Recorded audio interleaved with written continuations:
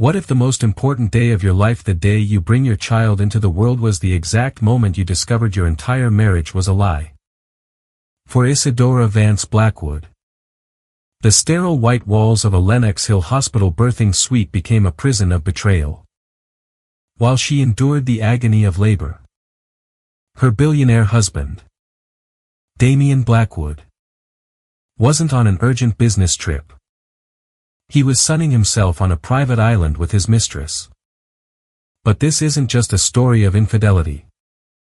It's a story of how a woman pushed to the absolute limit orchestrated a response so calculated and devastating that it didn't just end a marriage. It threatened to bring an entire empire to its knees. The pain came in waves. A relentless tide pulling Isadora Vance Blackwood further and further from the shores of her manicured reality. Each contraction was a brutal clenching. A vice grip around her abdomen that stole her breath and blurred the edges of the ridiculously opulent birthing suite at Lenox Hill Hospital.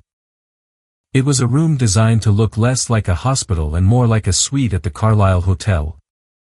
With its muted gray walls, abstract art, and a vase of white peonies that were already beginning to wilt, their soft heads bowing in silent sympathy. The room was empty, save for the rhythmic, electronic beep of the fetal heart monitor, a lonely, metronomic heartbeat in a cavern of silence. Her mother was flying in from London, her flight delayed by thunderstorms. Her sister was stuck in traffic on the I-495. A hopeless endeavor on a Monday afternoon. And her husband, Damian Blackwood, was in Singapore. Or so she thought. Just breathe through it, Mrs. Blackwood.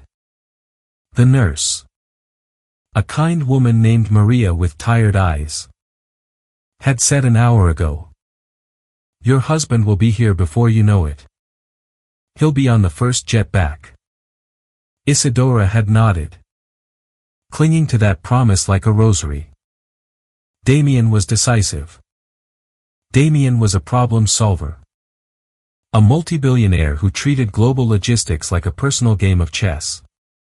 When he'd called her that morning, his voice crackling with static from halfway around the world, he'd sounded genuinely distressed. Ellie. My love. I'm so sorry. He'd said. The practiced sincerity in his tone a balm on her frayed nerves. The Sovereign Wealth Fund is moving up the timeline on the Helios acquisition. It's a complete fire drill. I have to be in the room. But I promise you, the moment I can. I'm on the G650 and I'm flying straight to you. Don't you dare have this baby without me. She had laughed then. A weak, breathless sound. I'll try to tell him to wait. But he seems to have his own schedule. He's a Blackwood. Darling. We don't wait for anyone. The memory, only 10 hours old now, felt like a relic from another lifetime.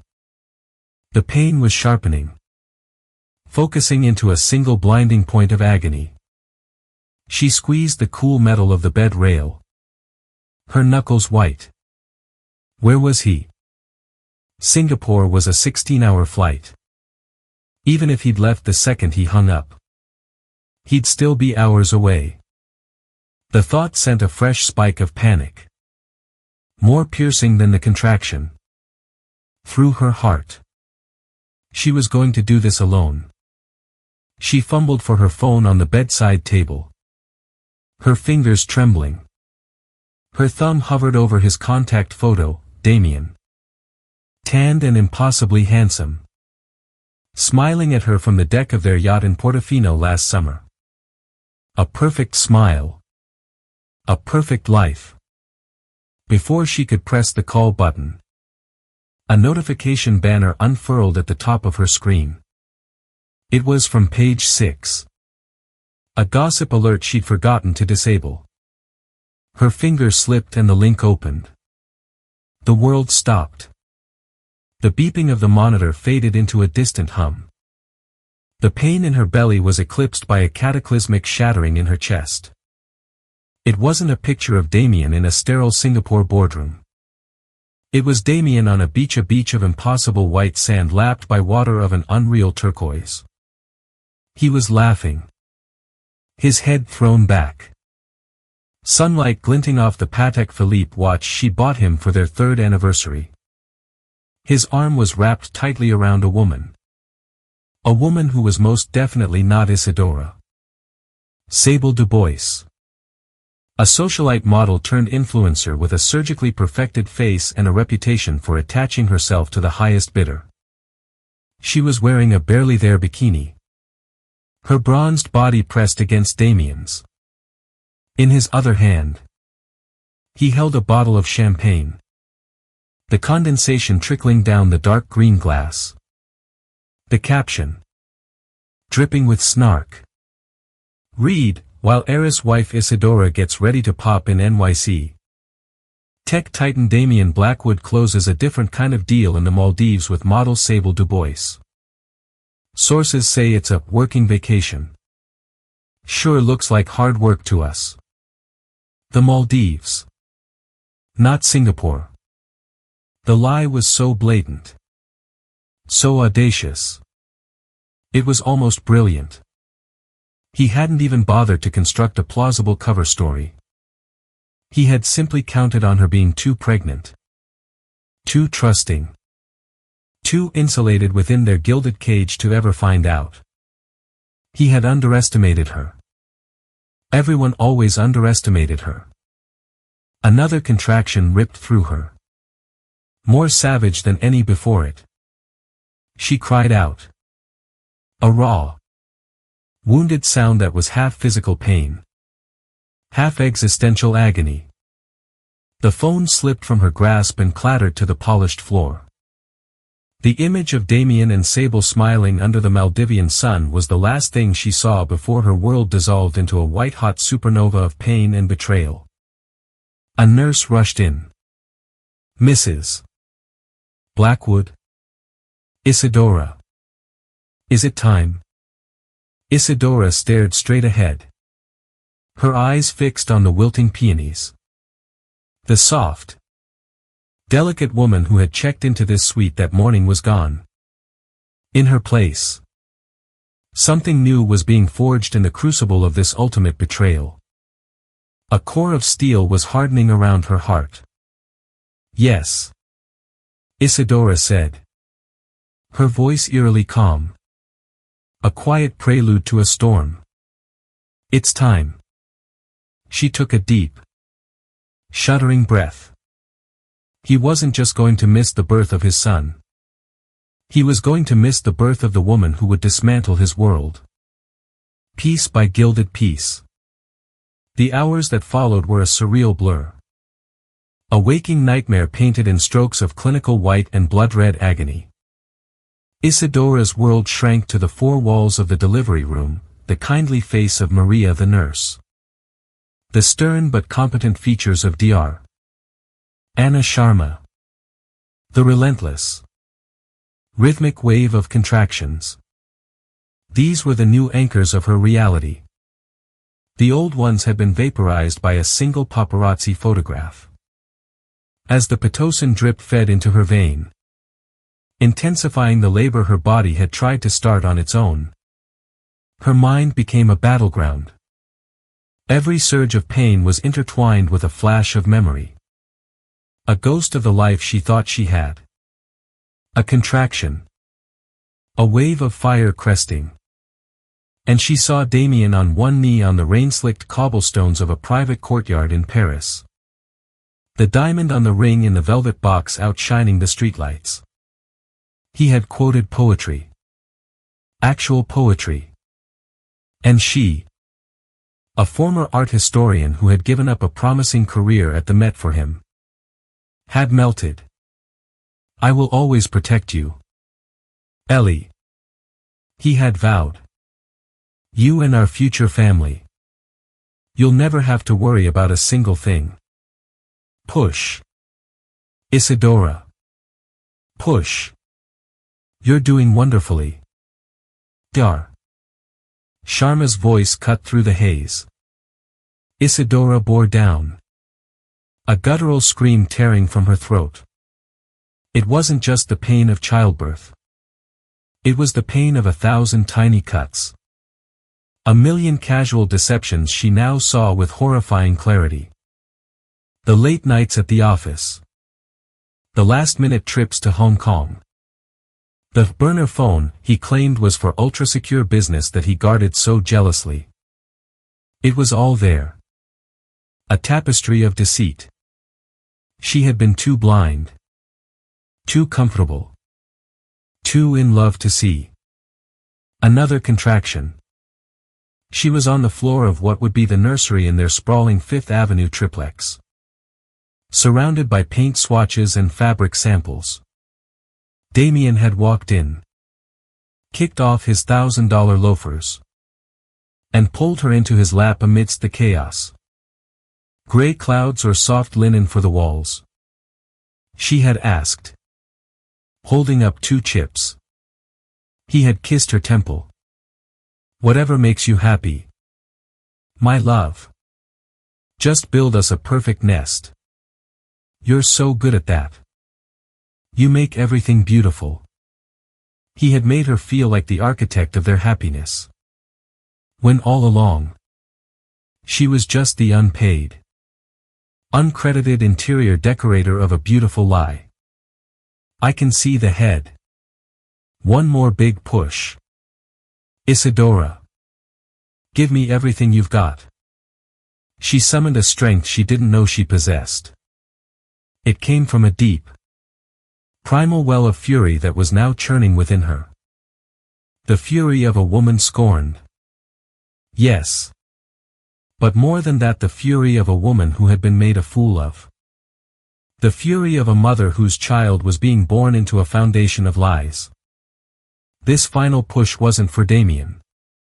It wasn't for their broken marriage. It was for her. And for the tiny, innocent life about to enter this complicated, treacherous world. With a final, shattering cry, the pressure released. It was followed by the most beautiful sound Isadora had ever heard, the strong, indignant wail of a newborn baby. It's a boy. Isadora. Dar. Sharma announced. Her voice filled with warmth as she laid the squirming, vernix-coated infant on Isadora's chest. He's perfect. Absolutely perfect. Isadora stared down at the tiny, wrinkled face of her son. His eyes were squeezed shut. His mouth open in a cry of protest at his rude eviction from the only home he'd ever known. He had a full head of dark hair. Just like Damien's. For a fleeting second, a wave of grief washed over her. So potent it nearly choked her. This was the moment they were supposed to share. This was the miracle that was supposed to solidify their family. But as she looked at her son, at his tiny, grasping fingers that curled instinctively around her own, the grief was burned away by a ferocious, protective fire. This little boy, her little boy, deserved more than a father who celebrated his impending birth with a mistress. He deserved more than a life built on a bedrock of deception. He deserved a fortress. And if his father wouldn't provide it, she would build it herself. Out of the rubble of her old life. Later, after she had been moved back to the quiet opulence of the recovery suite, her mother, Beatrice Vance, finally arrived. She was a whirlwind of Chanel tweed and anxious energy. Her perfectly coiffed silver hair slightly askew from her frantic journey. Oh, my darling girl, she breathed, rushing to the bedside and enveloping Isadora in a cloud of expensive perfume. She looked at her grandson, now cleaned and swaddled in a bassinet beside the bed. Oh, He's a Vance through and through. Look at that determined chin. Isadora gave her mother a weak, watery smile. Beatrice's gaze then fell upon her daughter's face. And her own smile faltered. A mother always knows. She saw the hollows under Isadora's eyes. The bruised purple hue that spoke of more than just a difficult labor. She saw the absence of joy. Where is he? Isadora? Beatrice asked, her voice dropping to a steely whisper. Where is that husband of yours? Isadora didn't answer. She simply picked up her phone from where a nurse had retrieved it, unlocked it, and showed her mother the screen. Beatrice Vance. A woman who had weathered hostile corporate takeovers alongside her husband and stared down the most intimidating figures in New York society. Stared at the picture of Damien and Sable. The color drained from her face. Her lips thinned into a razor-sharp line. She placed the phone back on the nightstand with a quiet, deliberate click that sounded like a gavel falling. She said nothing for a full minute. Her gaze distant, calculating. Then she looked back at her daughter. Her eyes no longer soft with sympathy, but glinting with the hard, brilliant light of strategy. All right, Beatrice said, her voice devoid of all emotion save for a chilling resolve. First, we get you and the baby home. Then, you're going to call your father. And we are going to burn it all to the ground.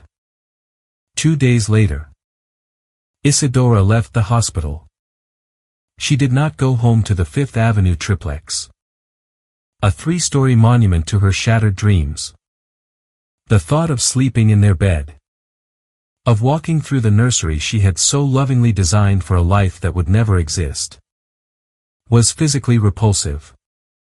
Instead, the chauffeured Cadillac, a discreet black sedan that was part of her father's private service, took her to a place she hadn't called home in over a decade, her parents' sprawling pre-war apartment on Park Avenue. It was a world away from the cold, modern aesthetic Damien favored. Here, the walls were lined with books. The air smelled of old leather and lemon polish. And the furniture held the weight of generations. It was a sanctuary of quiet, old money power. A place where things were built to last. Her father, Arthur Vance, was waiting for them in his study. Arthur was the antithesis of Damien Blackwood. Where Damien was all charismatic flash and disruptive energy, Arthur was a creature of shadow and substance. A retired corporate litigator from the venerable firm of Sullivan and Cromwell. He had spent 40 years navigating the treacherous currents of high-stakes law. He was a man who understood that true power wasn't shouted from the rooftops. It was whispered in quiet, oak-paneled rooms. He had been semi-retired for 5 years.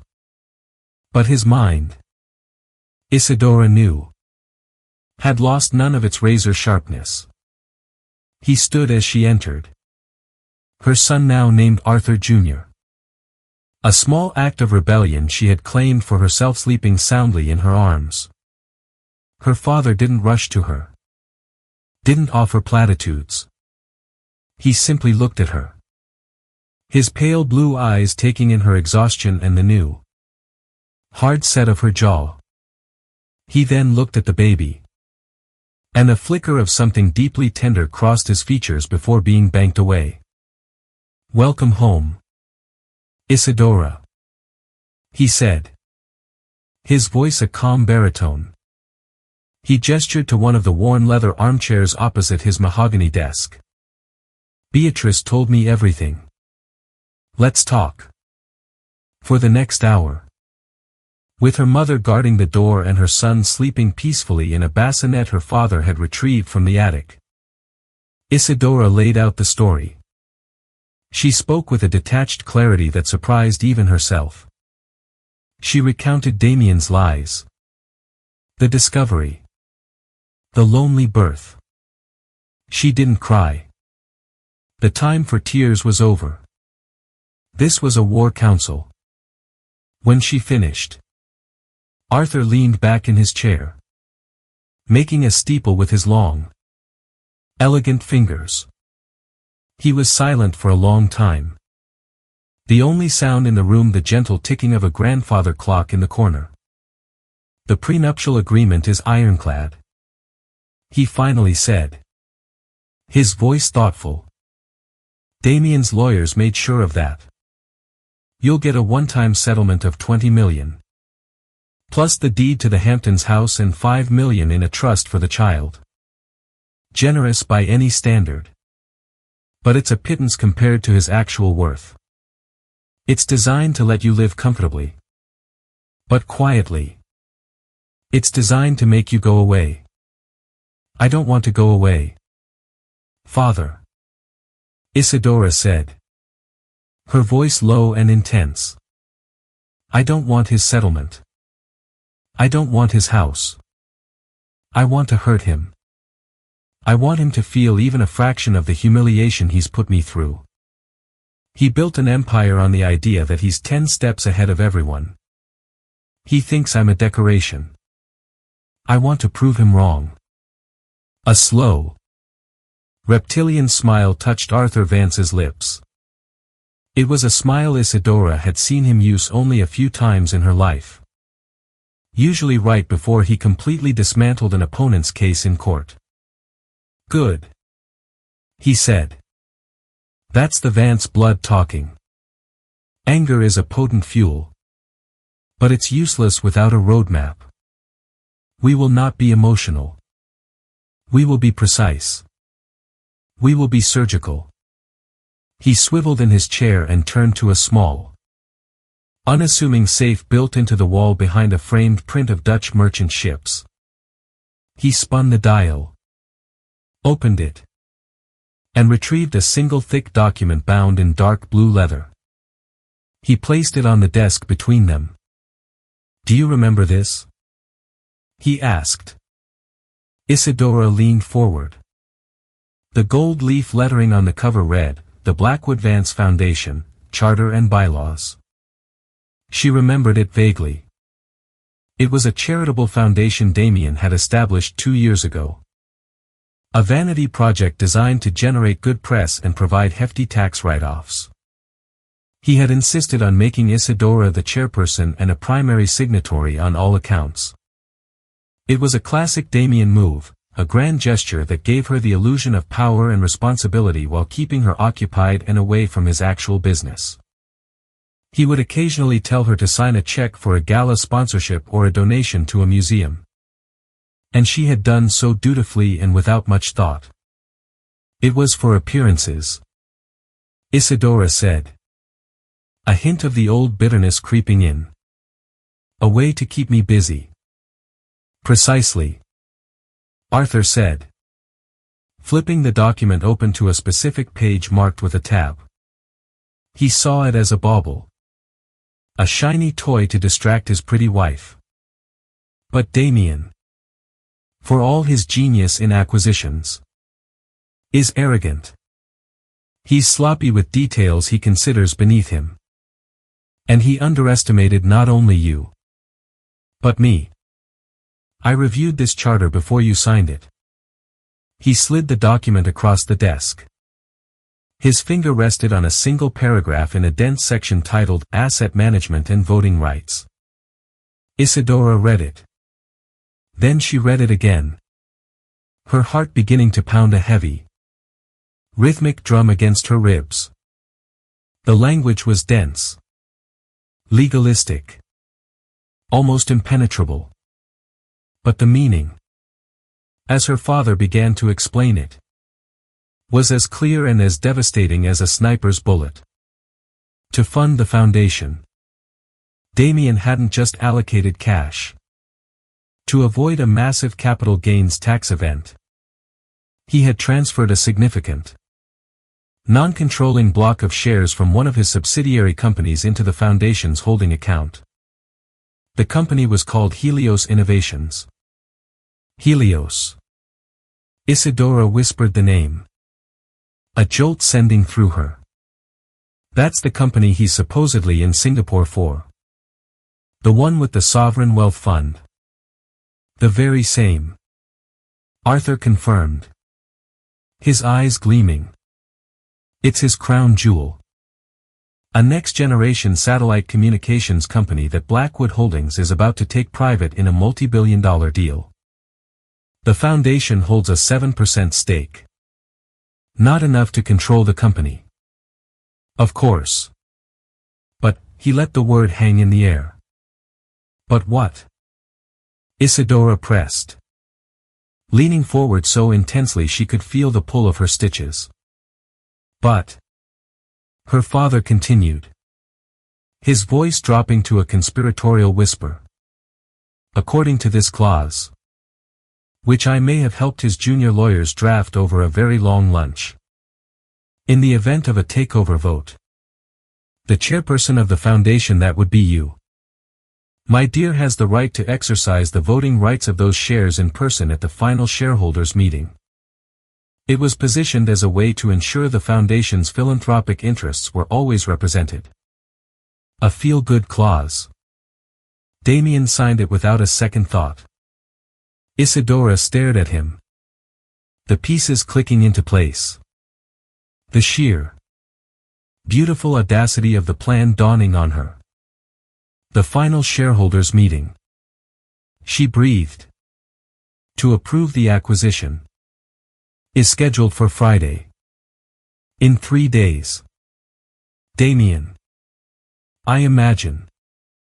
Will be flying back from his hard work in the Maldives just in time for it. Arthur said. Expecting to be lauded as a hero. He will walk into that boardroom expecting a unanimous vote. A rubber stamp on his biggest triumph to date. He paused. Letting the full weight of his next words land. Instead. He's going to find you sitting at the table. The next 72 hours were a masterclass in controlled chaos. Orchestrated from the quiet command center of Arthur Vance's study. The apartment transformed. The scent of lemon polish was replaced by the smell of ozone from overworked laptops and the bitter aroma of endless pots of coffee. Beatrice marshaled the household staff. Ensuring a steady flow of food and drink. Acting as a formidable gatekeeper.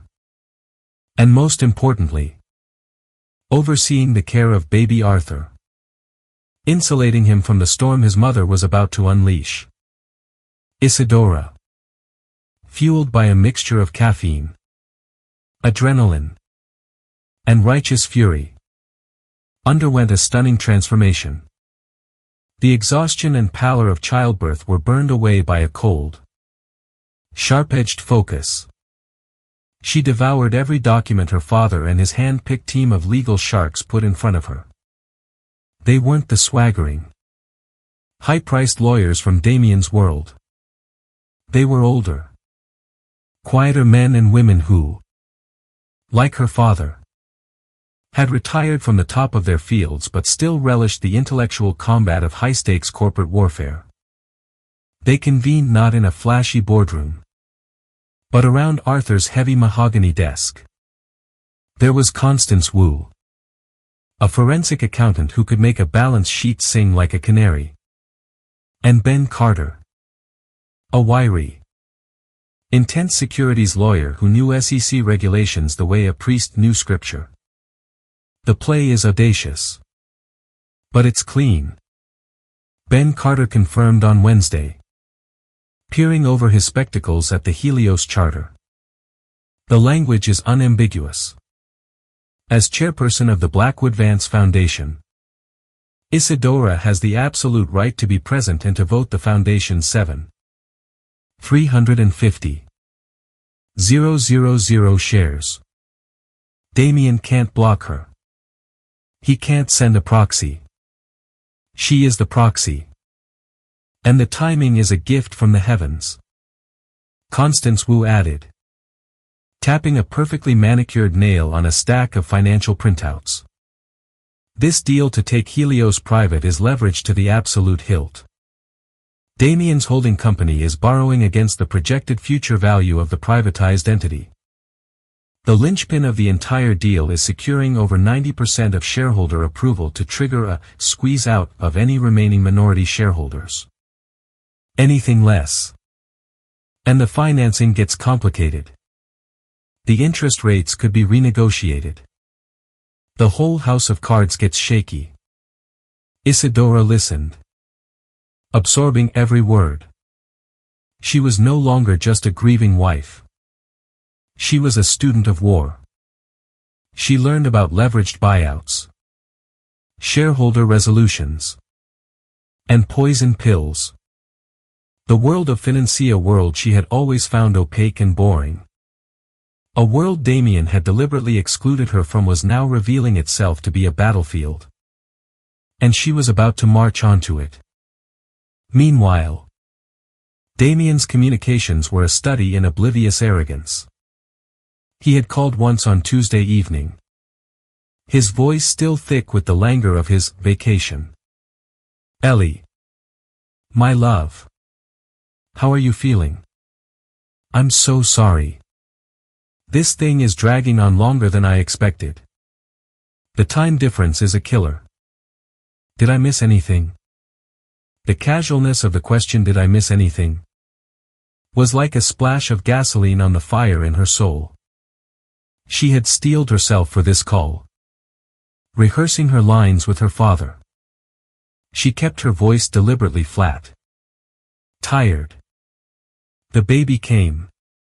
Damien. Yesterday morning. There was a pause on the other end of the line. She could practically hear the gears turning in his head. The calculation of how to spin this. How to manage the situation. Oh my God. Darling. I'm on my way. I'm leaving now. I can't believe I missed it. I'm so sorry. Is he okay? Are you okay? A boy or a girl?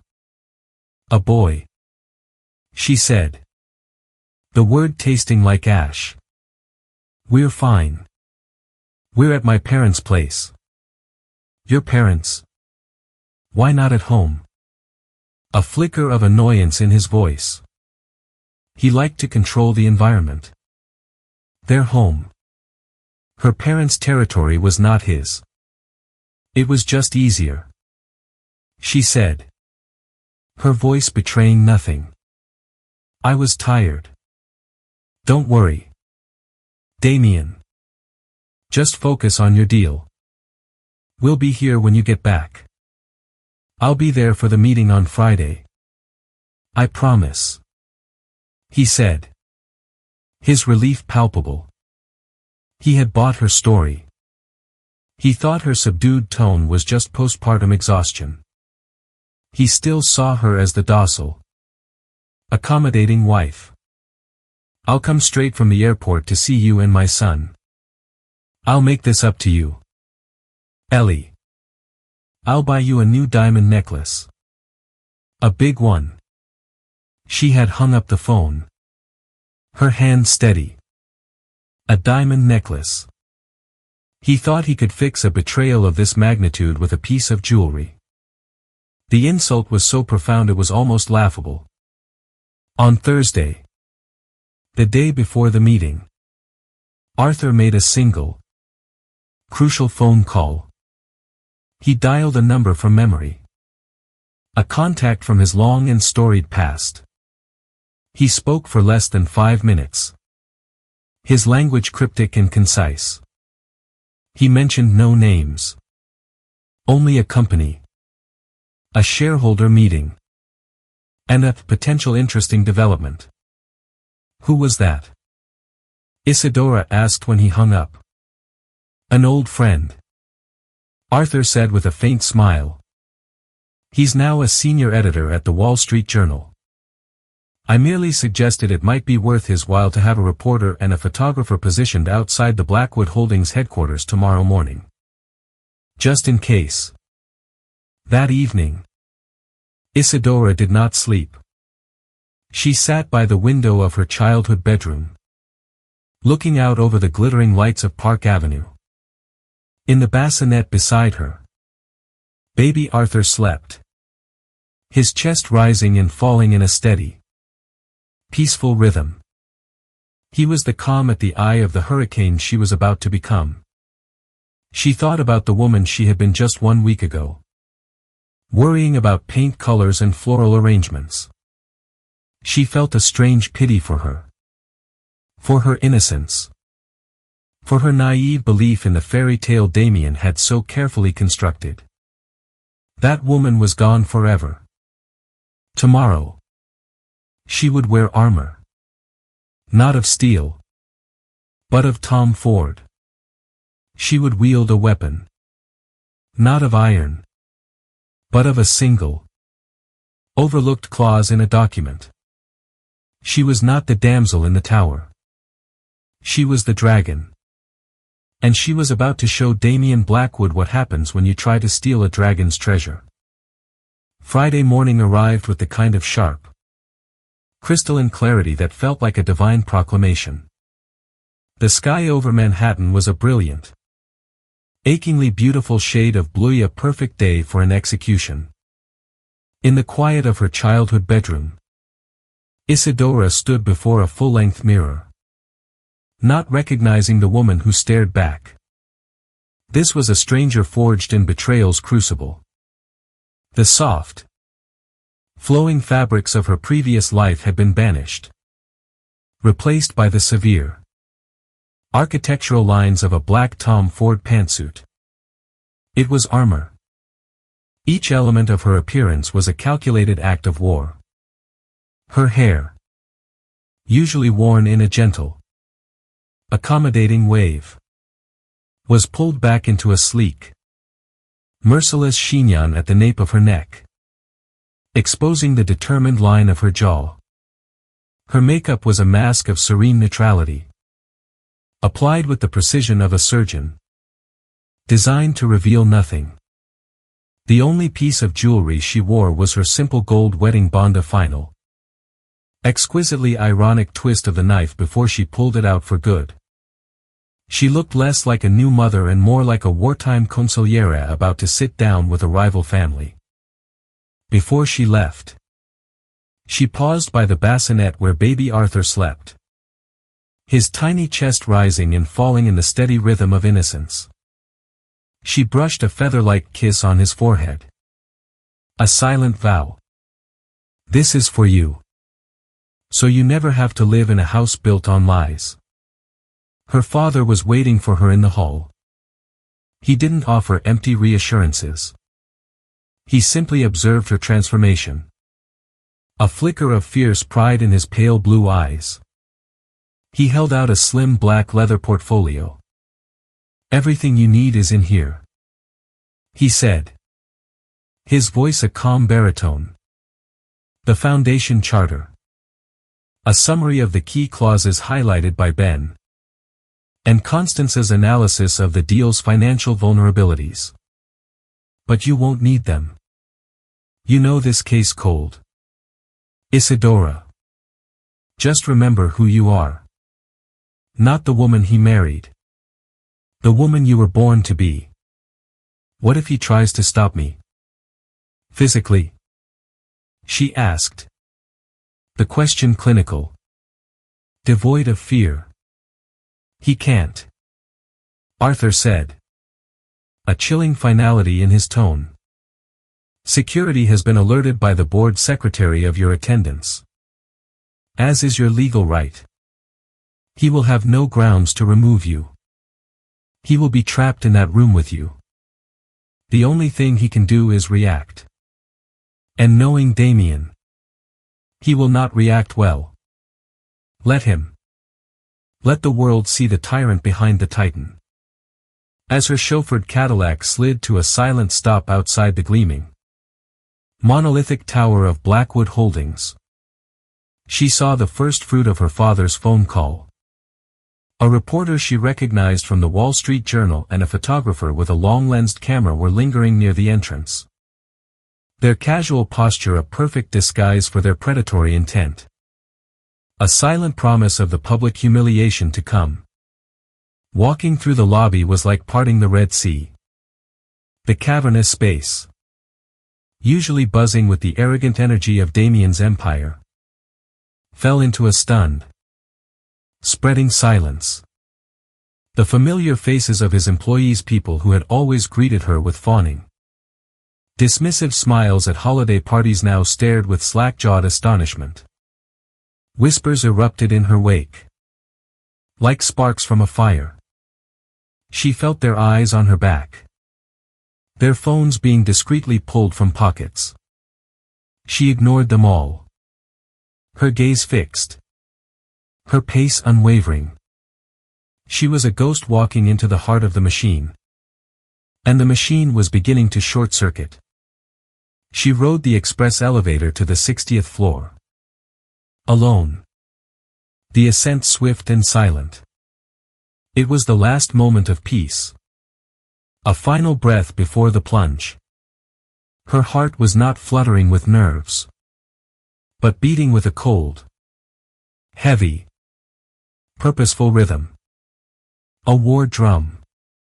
The boardroom was exactly as she remembered, a sterile, intimidating space designed to project power. A 20-foot-long slab of polished black granite dominated the room, reflecting the panoramic sweep of Central Park below like a dark, still lake. Seated around the table were the board members. A collection of stony-faced men and one woman. All titans of industry and finance. All loyal vassals to King Damien. They looked up as she entered. Their polite, curated smiles freezing and then crumbling like ancient frescoes. An audible intake of breath came from one of them. The corporate secretary, a mousy man named Henderson, dropped his pen. Isadora walked silently to her seat. There was a place setting for her, as required by corporate law. At the far end of the Tableen island of solitude opposite Damien's empty throne at the head. A bottle of Voss water. A crisp notepad. A pen. Isadora Vance Blackwood, chairperson. The Blackwood Vance Foundation. The sight of her own name so formally written solidified her resolve. She calmly poured herself a glass of water. The sound of the liquid hitting the glass unnaturally loud in the absolute, suffocating silence. The tension stretched for 5 excruciating minutes. Then, the doors to the boardroom burst open and the spell was shattered. Damien strode in. A conquering hero returning from battle. He was tanned, rested, and radiating a blinding aura of confidence and power. He wore a suit so exquisitely tailored it looked like it was spun from shadow and money. He was laughing, clapping his CFO, a perpetually nervous man named Marcus Thorne, on the back. A slam dunk. Marcus, I'm telling you. His voice boomed across the room. The financing is locked. The vote is a formality. And by lunchtime, Helios is ours. We'll drink champagne from the skull of whichever competitor thought they could stand in our way. He reached the head of the table. His brilliant, predatory smile sweeping across the assembled board. And then, he saw her. It was a cinematic moment of collapse. The smile didn't just falter. It was annihilated. It was as if he'd been physically struck by an invisible force. The air punched from his lungs. The color drained from his expensive tan, leaving a sickly, grayish pallor. His eyes, which had been sparkling with triumph, widened in sheer, unadulterated shock. The shock curdled in a nanosecond into a look of such disbelief, such profound fury, That Isadora felt a primal flicker of the old fear. It was extinguished instantly by the cold, hard diamond of her resolve. Isadora, he hissed. The name a venomous dart shot across the granite expanse. Intended to wound. To put her back in her place. What in the hell are you doing here? Isadora met his murderous gaze without flinching. She let the silence hang for a beat, forcing every person in the room to lean in. Her voice, when she spoke, was cool, clear, and carried to every corner of the silent room. I'm here to represent the interests of the Foundation. Damien. As is my right. According to the charter you signed. I'm here to vote our shares. The board members exchanged panicked, bewildered glances. Marcus Thorne looked like he was about to have an aneurysm. Damien took a half-step towards her down the length of the table. His hands clenched into white-knuckled fists. This is a joke. A pathetic, hysterical joke. Security. He bellowed, his voice cracking with rage. Get her out of here. She's not well. She just had a baby. I'm perfectly well. Damien. Isadora said. Her tone utterly reasonable. She did not raise her voice. She didn't have to. And if you have security, lay a hand on me. I imagine every news outlet in this city will have a field day with the headline, Billionaire Damien Blackwood forcibly ejects new mother and wife from boardroom to push through deal. I believe your father's old friend from the Journal is already downstairs, waiting for just such a photo opportunity. She gestured with her pen towards the window overlooking the city. A picture of unruffled calm. He froze. Checkmated. His gaze darted from her face to the suddenly terrified faces of his board members. The walls of the trap he had built for himself closing in around him. He had nowhere to go. With a visible, shuddering effort, he reined in his volcanic fury. He walked slowly, deliberately, to his chair and sat down. His movements stiff with contained violence. Fine. He spat, the word dripping with contempt. Fine. Let's get on with it. Let's have the vote. This changes nothing. The corporate secretary, his hands trembling, began the formal proceedings. He called for the vote on Resolution 1, the approval of the acquisition of Helios Innovations by Blackwood Holdings. One by one, the board members voted. Their voices a chorus of strained loyalty. I. Each I was a hammer blow. And with each one, Damien's confidence seemed to reinflate slightly. A smug, contemptuous smirk returning to his lips. He thought she was bluffing. He thought this was a childish tantrum. Finally, it was her turn. The secretary cleared his throat, his eyes darting towards Damien. The Blackwood Vance Foundation, holding 7,350,000 shares. Isadora leaned forward slightly, her posture commanding the room. Her voice rang with the clarity of a bell in a crypt. The Blackwood Vance Foundation votes no. A collective gasp sucked the air from the room. Damien's smirk vanished, replaced by a look of stunned, feral rage. He looked as though he was going to launch himself across the table. His CFO, Marcus, his face ashen, did the quick math. The vote only stands at 88% in favor. He stammered. Damien. We don't have the 90% threshold for the squeeze out. The financing terms. They're contingent. Shut up. Marcus. Damien roared, slamming his fist on the granite table so hard the water glasses jumped and rattled. He fixed his murderous glare on Isadora. What do you want? He snarled, dropping all pretense. Is this about money? You want a bigger settlement? Is that what this pathetic stunt is about? You've made your point. Name your price. Isadora rose from her chair, her movements fluid and graceful. She looked not at Damien, but at the entire board. At the powerful men who had enabled him for years. This isn't about money, she said, her voice resonating with a power they had never heard from her. The power of absolute conviction. It's about principle.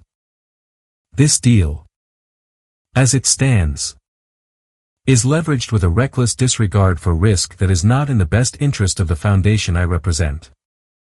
My vote stands. She then turned her gaze, like a laser, to her husband. For the first time, she allowed a flicker of the profound pain he had caused her to show in her eyes, turning it into a weapon of exquisite cruelty. My lawyers will be in touch with yours on Monday morning to discuss the terms of our divorce, she said, her voice dropping to a near whisper that was somehow more devastating than a shout. I trust you had a pleasant trip to the Maldives. I hear the weather was lovely this time of year. Without another word, she picked up her leather portfolio. She turned her back on the wreckage of her husband's face, on the chaos and ruin she had single-handedly unleashed, and walked out of the boardroom. Her heels clicked a steady, victorious rhythm on the marble floor. The only sound in a world she had just broken. A new, beautiful ending.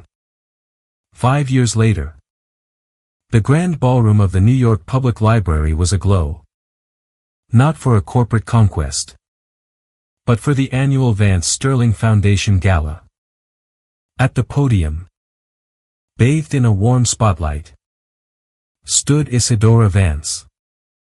The severe black suit of her past was replaced by a flowing gown of emerald green, the color of new growth. She was no longer just the CEO of Vance Sterling Holdings. She was a philanthropist, a mentor, and one of the most respected figures in the city. We believe that a woman's potential should never be underestimated, she said, her voice calm and clear, carrying across the rapt audience. We believe that from the greatest challenges can spring the greatest strengths. Tonight, we have raised over $10 million to fund female entrepreneurs and provide the legal firepower for women who need to fight for their own futures. A wave of thunderous applause filled the hall. Isadora's eyes found her family at the front table. Her mother, Beatrice, beamed. Her father, Arthur, gave a slow, proud nod. And beside them, in a tiny tuxedo, a 5-year-old boy with a familiar, determined chin clapped his hands with unbridled joy. He looked up at his mother on the stage, his dark eyes shining. Later, as the gala wound down, Isadora was on the terrace. A quiet moment overlooking the city lights. Little Arthur ran to her, wrapping his arms around her legs. Mommy, you were like a queen up there, he said, his voice muffled by her dress. She laughed. A genuine, radiant sound, and knelt to his level. And you, my love, are my entire kingdom. A notification vibrated on her phone, forgotten in her clutch. It was a news alert about Damian Blackwood. Another failed venture. A retreat from the public eye. He was a ghost of his former glory. A cautionary tale whispered in boardrooms. He was still a billionaire. But a diminished, lonely thing. She felt nothing, not pity. Not triumph. Just a distant, quiet finality. She had done more than just survive. She had done more than get revenge. She had built a fortress for her son. An empire of her own making on her own terms. She had discovered that the gilded cage Damian had built for her was never meant to hold her. It was simply the chrysalis from which she was meant to emerge. And from its shattered golden pieces, she had finally learned how to fly. And that's how Isadora Vance flipped the script. It started with a shocking betrayal. But it ended with one of the most incredible stories of empowerment we've ever seen. She didn't just get even. She got everything. By refusing to be a victim, she transformed her deepest pain into her greatest weapon. Proving that true power isn't about the money you have, but the strength you find when you have nothing left to lose. Damian Blackwood thought he was breaking a decorative doll. But he accidentally unleashed a queen. What did you think of Isadora's ultimate revenge? Was it a masterstroke of genius or a cold-hearted power play? Let us know your thoughts in the comments below. We read every single one. If you love stories about shocking truths, incredible transformations, and karma being served on a silver platter, make sure to hit that like button. Share this video with someone who needs a dose of inspiration. And subscribe to our channel for more real-life dramas just like this one.